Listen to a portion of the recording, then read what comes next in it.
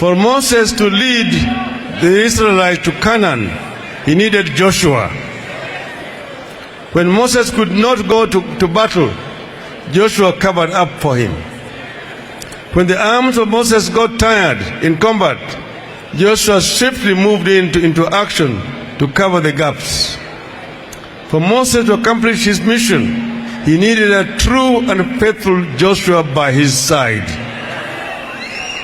And for me to be a successful flag bearer for Azimio la Umoja, I need an effective Joshua on my side.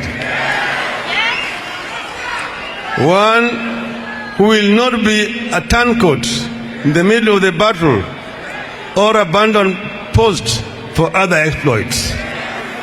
I need a team player with fidelity to Project Kenya.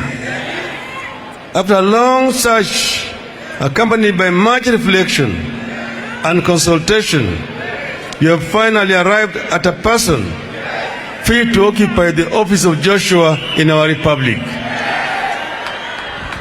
But before I mention this person, I want to draw a distinction between the office of the Deputy President and the person of the Deputy President.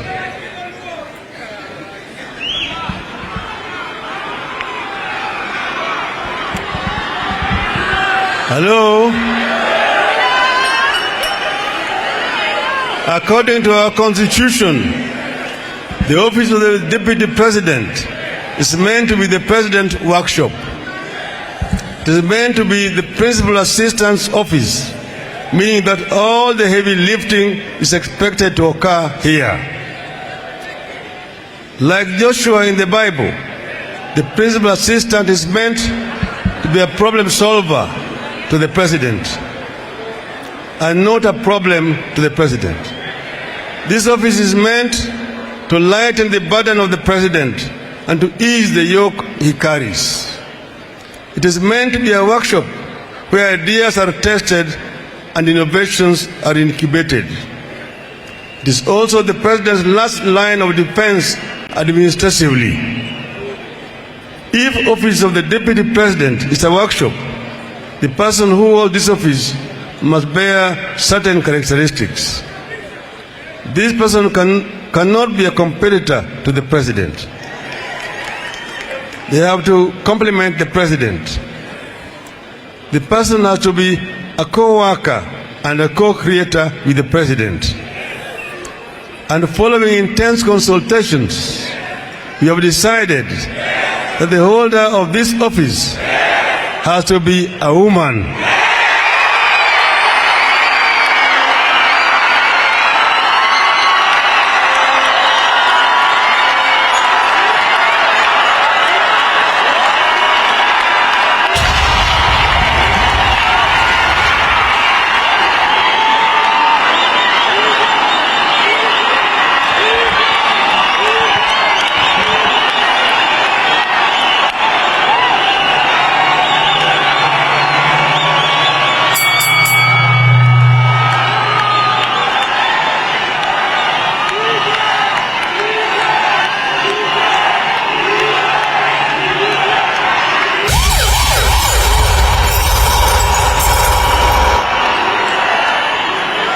Hello?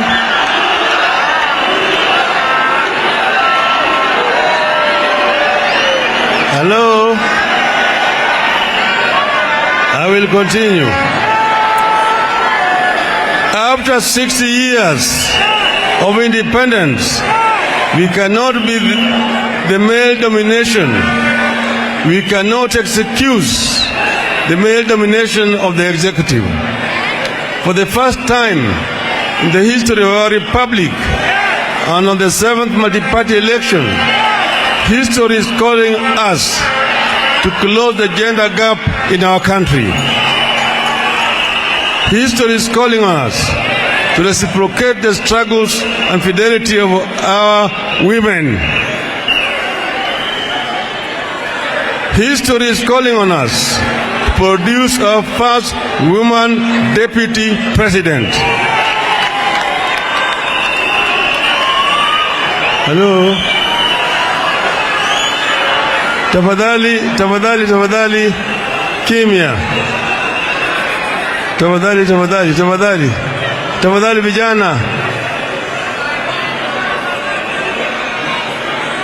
Vijana hoi.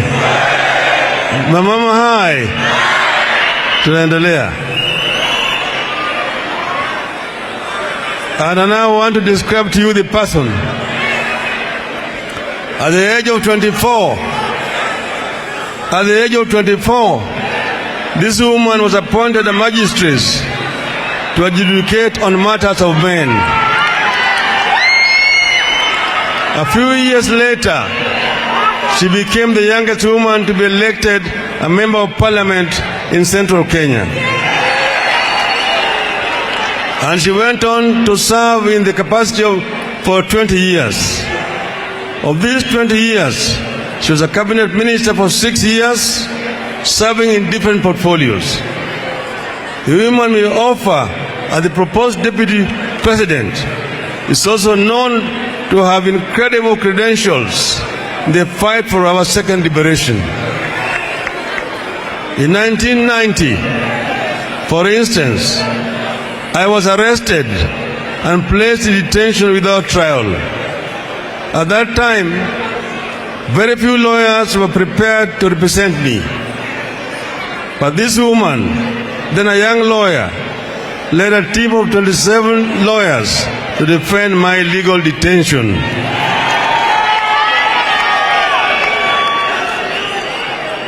When I moved a motion in Parliament to set up a select committee on constitutional reforms and was deserted by my colleagues in the opposition, only she and the late George Moseti Anyona stood by me. This woman is a fighter and is not a quitter.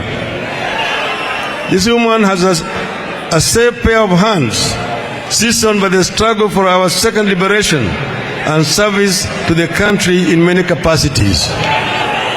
This woman has a beautiful soul as exhibited by her love and passion for her children and grandchildren. This woman will be a great co-creator and will make a remarkable first deputy president of the Republic of Kenya. As a co-worker, I want her to finalize the unfinished business of making our constitution.